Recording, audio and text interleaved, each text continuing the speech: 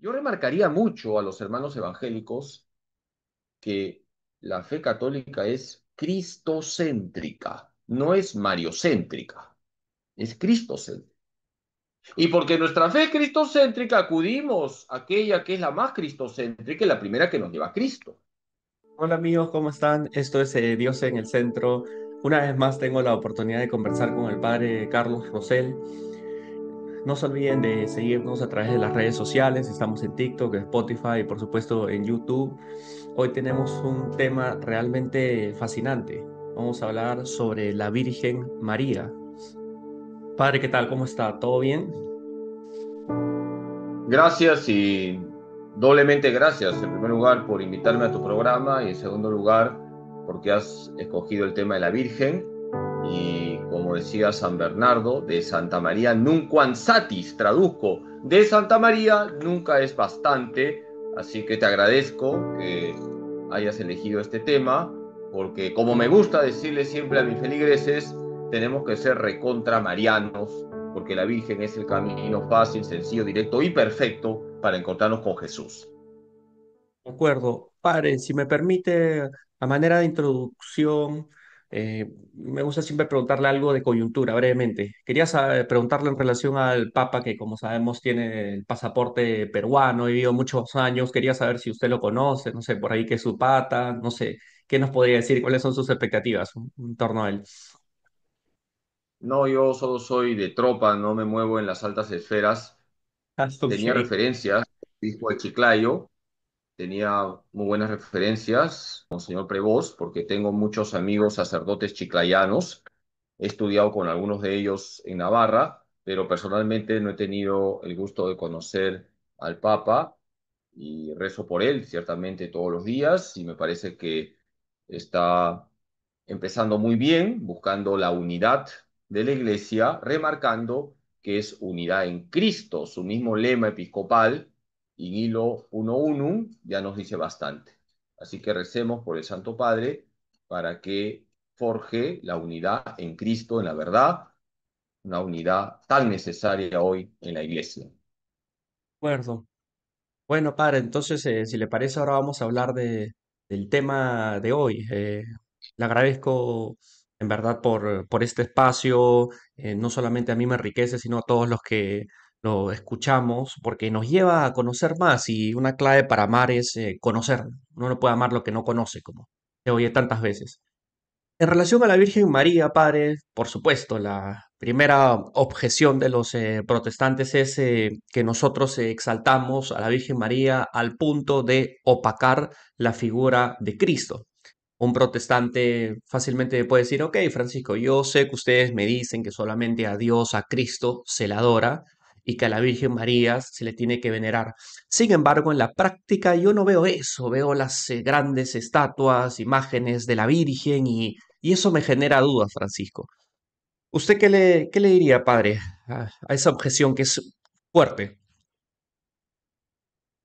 Yo le diría al hermano evangélico, con mucha caridad y claridad, que la Iglesia siempre, desde que ha empezado su caminar en este mundo, ha tenido en claro que la criatura más cristocéntrica es la Virgen María. Por ahí empezaría. La criatura más cristocéntrica es la Virgen María. Ella fue el primer sagrario de la historia. Ella fue la primera custodia desde donde Dios bendice a la humanidad. María, le diría el hermano evangélico, es modelo de fe, modelo de esperanza, modelo de caridad, modelo de trato con Cristo. Y la iglesia siempre ha acudido a la Virgen convencida que la Virgen no es el fin, es un medio, es un canal. Volviendo a citar a San Bernardo, él decía que María es el acueducto de las divinas gracias. La fuente es Cristo, María es el canal. El tesoro es Cristo, el estuche que guarda ese tesoro es María. Jesús es como el sol, María es como la luna que refleja la luz del sol. Yo remarcaría mucho a los hermanos evangélicos que la fe católica es cristocéntrica, no es mariocéntrica, es cristocéntrica. Y porque nuestra fe es cristocéntrica, acudimos a aquella que es la más cristocéntrica y la primera que nos lleva a Cristo. Y en cuanto a las procesiones, las imágenes, etcétera, yo le diría al hermano evangélico que son expresiones del amor de la iglesia por su madre, porque la Virgen es nuestra madre. Si alguien dice, María no es mi madre, y esa persona se llama una persona cristiana, yo le diría, tienes un gravísimo error cristológico, porque si tú niegas a la Virgen como madre, estás negando que Jesús es tu hermano, y Jesús es nuestro hermano, según el Espíritu Santo. Y como Jesús es nuestro hermano según el Espíritu Santo, María es nuestra madre según el Espíritu Santo. Por eso hay una maternidad espiritual de María sobre todos los cristianos. Justamente quería tocar después ese tema. Padre, es interesante porque la iglesia nos enseña que cuando se trata de los santos, nosotros tenemos una veneración que es dulia. Cuando se trata de la Virgen María es hiperdulia y cuando se trata de Dios es latria o latría, que esa es la oración más grande. Quería saber qué implicancias tiene. O sea, yo al leer esto he descubierto algo que no sabía, que hay un término especial para dirigirse a la reverencia y la veneración que tenemos que tener hacia la Virgen María. ¿Nos podría un poco explicar cómo es ese trato que un católico tiene que tener hacia los santos y en especial hacia la Virgen María? ¿Por qué se utiliza dos términos distintos? Tu pregunta es interesante y eso conecta con la primera pregunta porque nos ubica en lo que significa el culto a María. El culto a María no está al mismo nivel que el culto a Dios. La iglesia dice que hay tres tipos de cultos.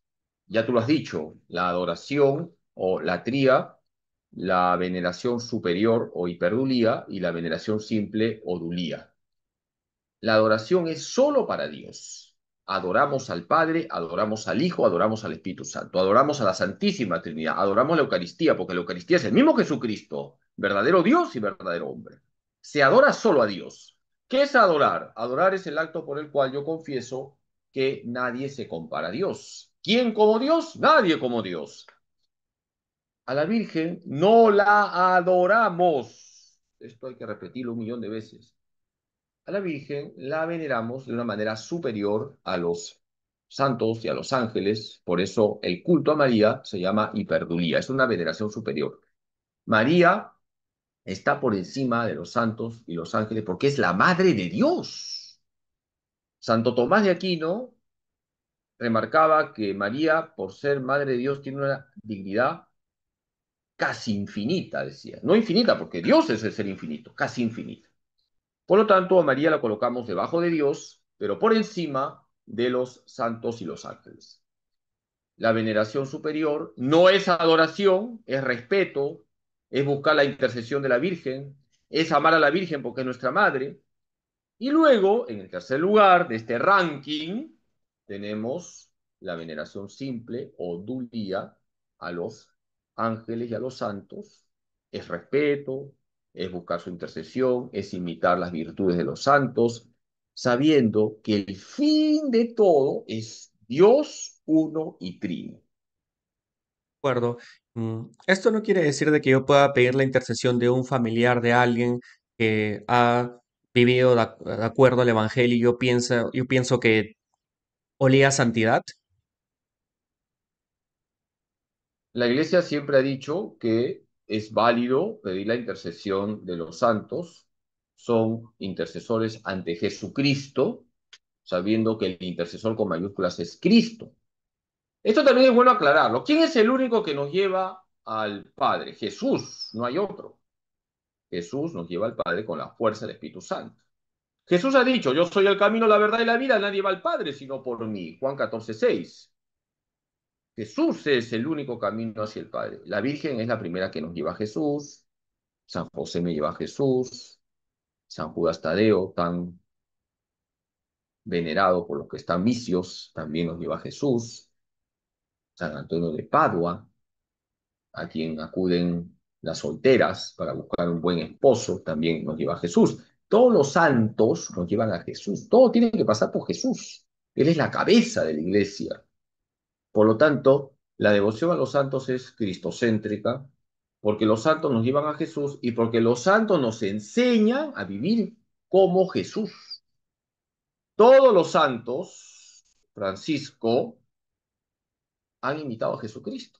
Cada uno ha sido diferente. Y eso es lo bonito de la iglesia. San Francisco de Asís, Santo Domingo de Guzmán, San Juan Bosco, Santa Teresa de Jesús, Santa Teresita de Niño Jesús. Pronto van a canonizar a Carlo Acutis. Todos los santos han sido diferentes, pero en común han tenido que han imitado a Jesús. Si has llegado hasta acá es porque encuentras este video valioso. La mayoría de usuarios que lo ven se olvidan de suscribirse. Así que te pido que te suscribas, dejes un comentario, pongas campanita y se lo compartas a quien consideres que le pueda resultar igualmente útil. No te olvides que en la medida que haya gente que se suscriba, podemos hacer contenido de alta calidad y seguir produciendo. Gracias. Claro, pero padre, yo me iba por el lado de mis familiares, un amigo que no ha pasado, digamos, por ese proceso administrativo de ser beato o santo. Por supuesto que yo puedo pedirle que interceda por mí. Buena pregunta, mira, tú has hablado de un proceso administrativo, un poquito te corrijo, proceso canónico, Ah, de acuerdo. porque la iglesia tiene que estudiar si tu familiar, de repente tu abuelita, fue una mujer muy piadosa, de misa diaria, caritativa, educó bien a sus hijos, cuidó de sus nietos. Tú puedes tener la certeza subjetiva de que tu abuelita está en el cielo, bendito sea Dios. Pero mientras la iglesia no canonice a tu abuelita, por eso proceso canónico, Perdón. no tenemos la certeza absoluta. Entonces, en tu devoción privada, tú puedes orar así: abuelita, si ya estás en el cielo, intercede por mí ante Jesús. Y si aún no has llegado al cielo, rezo para que pronto estés en el cielo. Esa es la mejor manera de orar por nuestros difuntos. Nosotros no somos Dios, no somos el juez, es Dios quien es el juez con mayúsculas y es Dios quien lleva las almas al destino que les corresponde, porque Dios es infinitamente justo y misericordioso. Perdón, padre, usted ha mencionado por el momento 3 veces que María es Madre de Dios. Es interesante porque esto lo dictaminó la Iglesia en el Concilio de Éfeso en el año 431. En aquel entonces había la herejía de Nestorio, quien alegaba que María era la madre de Cristo de naturaleza humana. Entonces, sin embargo, los padres de la iglesia sí creían, veían a Cristo como la madre de Dios, pero eso, digamos, genera cierta resistencia en aquel entonces y ahora por parte de protestantes, porque de alguna forma si decimos que es madre de Dios, no es como divinizar a María y verla como si fuera una diosa. Buena pregunta. Fíjate que la iglesia defendió esta verdad, en griego se dice Theotokos, traduzco Madre de Dios, o para ser más estrictos con el griego, la que teje a Dios en su purísimo vientre, porque la iglesia profundizó en lo que significa Jesucristo. Este dogma mariano es un dogma cristológico al mismo tiempo. ¿Por qué? Porque en Jesucristo hay una sola persona y dos naturalezas. La persona es divina y dos naturalezas, naturaleza humana y naturaleza divina. Y se es madre de la persona, se es madre de la persona, repito, y la persona de Jesús es divina. Es la segunda persona en la Santísima Trinidad. Se es madre de la persona, no se es madre de una naturaleza abstracta. Dado que Jesús es persona divina, María, al ser la madre de Jesús, es madre de la persona. Ciertamente según la naturaleza humana, pero es madre de la persona, por eso madre de Dios. La Virgen no le dio la divinidad a Jesús. Esto que quede claro. Dios es Dios. Jesús como Dios ni nace ni muere, pero como hombre nació de la Virgen y se es madre de la persona. Y la persona es divina, por eso María, madre de Dios. Te pongo un ejemplo. Yo soy sacerdote. Mi mamá se llama Nelly. Algunos conocen a mi mamá y dicen, ahí está la señora Nelly. madre del padre Carlos Rosell, madre de la persona del padre Carlos Rosell. Pero mi mamá no me ha dado el sacerdocio. Sin embargo, la gente dice Ahora madre lo del entiendo. sacerdote, madre del padre. María es madre de Dios no porque le dio la divinidad a Jesús, sino porque se es madre de la persona según la naturaleza humana, no según la naturaleza divina, pero se es madre de la persona. De acuerdo. Padre, muchas veces hay confusión entre el dogma de la Inmaculada Concepción y el del nacimiento virginal. Eh, Inmaculada Concepción quiere decir básicamente que la Virgen María no tenía el pecado original, esa tendencia que todos tenemos, como decía San Pablo, el bien que no quiero hacer lo termino haciendo y el mal que no quiero lo hago. Entonces vemos algo muy especial, ¿no? Que la Virgen no tenía este pecado original, ¿no?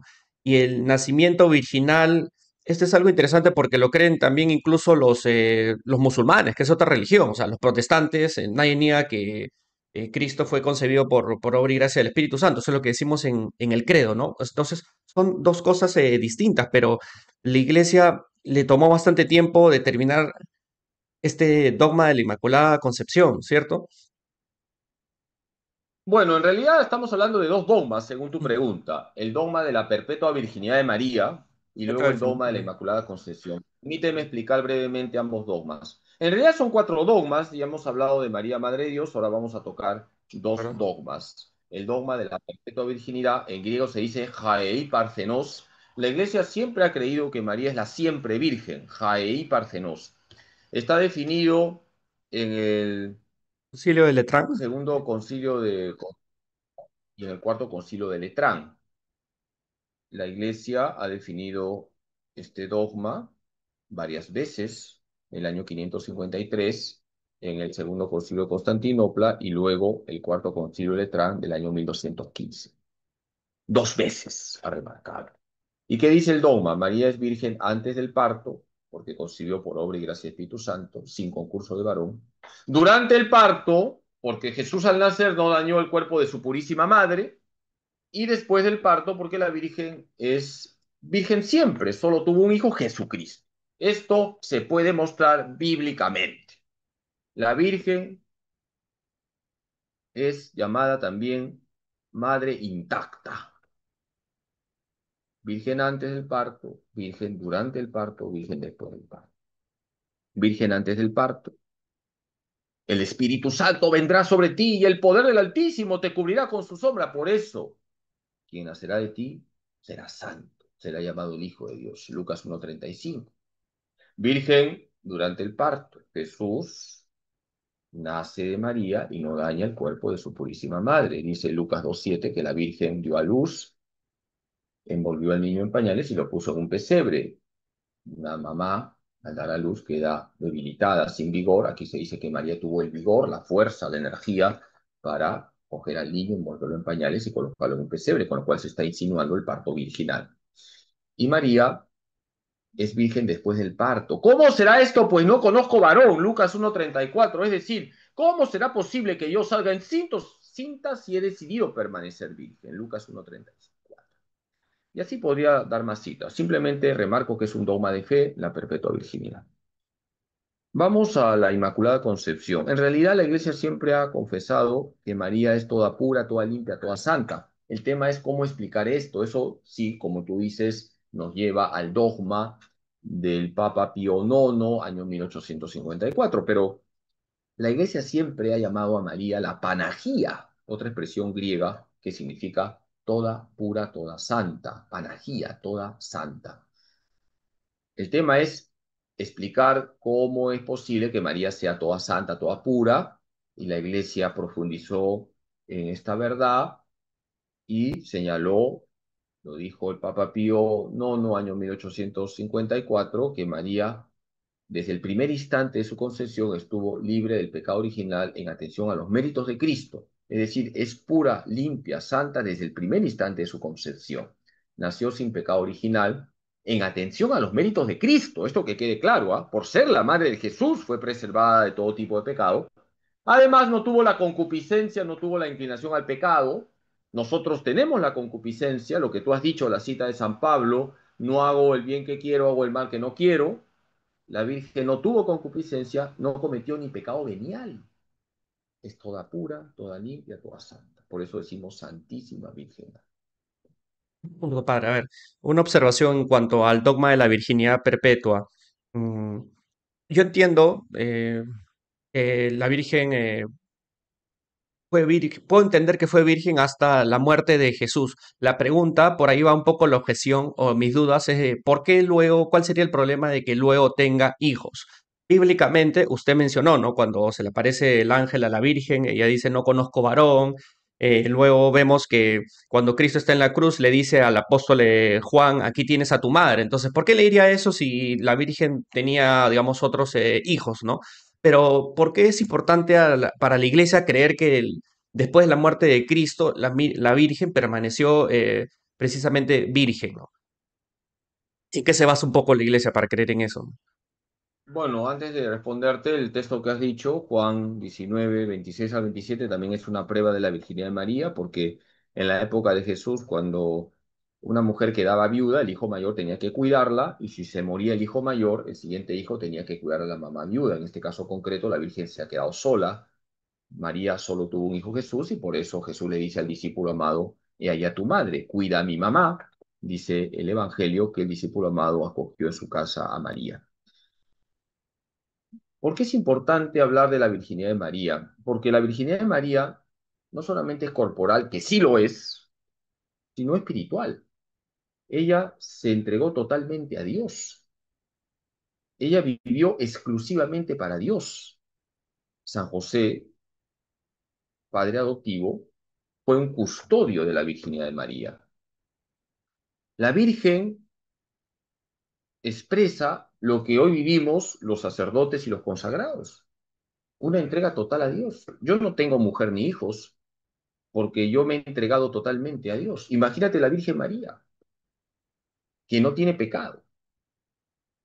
Además, decían algunos teólogos, ¿cómo va a ser posible que en el vientre purísimo de la Virgen, donde estuvo Dios, luego esté otro ser humano? Es decir, si tú asumes que la Virgen ha tenido otros hijos, significa que en ese vientre purísimo, donde estuvo Dios, pensemos que Jesús es diosa, y es así, va a estar otro ser humano, tocando ese vientre que ya había sido santificado por el Emmanuel.